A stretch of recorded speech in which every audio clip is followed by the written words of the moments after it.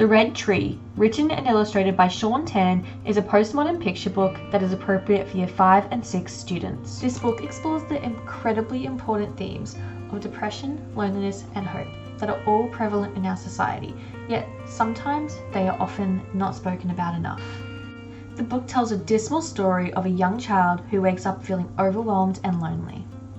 Every time the page is turned, the reader is taken to a different environment, which often takes up the 2-page spread.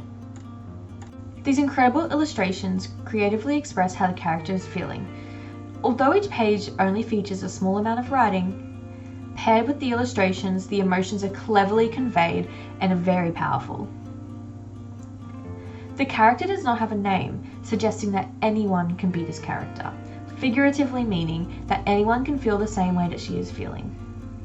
Paired with the wonderful illustrations and the small amount of text, this book is an example that feelings cannot always be put into words.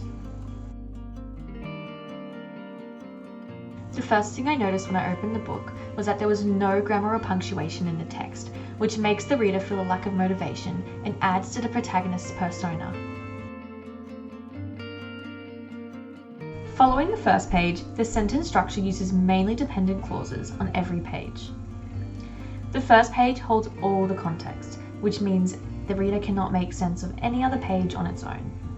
For example, this page reads, "And things go from bad to worse." There is no context here and the reader cannot make sense of the clause.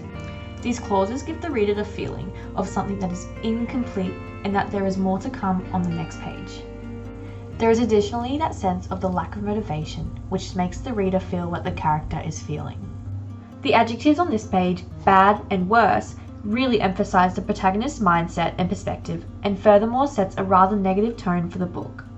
Sometimes you wait and wait and wait and wait and wait and wait and wait. This page shows repetition. It creates a sense of uncertainty, and these clauses create and emphasize how the character is feeling and how tightly they feel confined.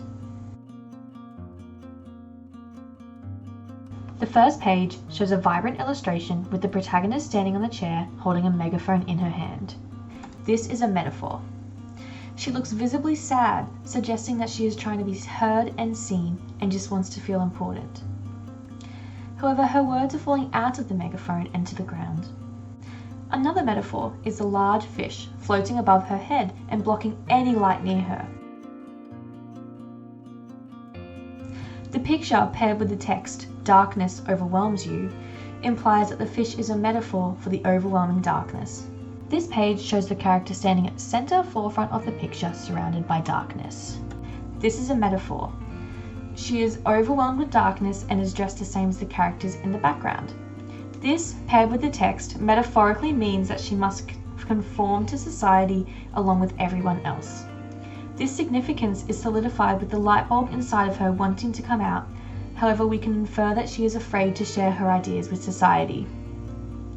The interpersonal space further creates a strong meaning behind this image.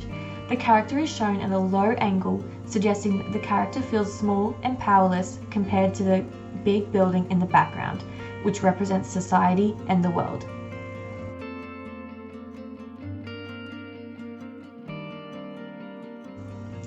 In this image, we can look at the character's gaze.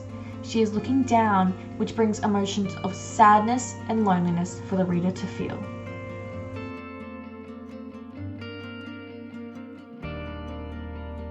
The window here acts as a vector between the character and what she desires.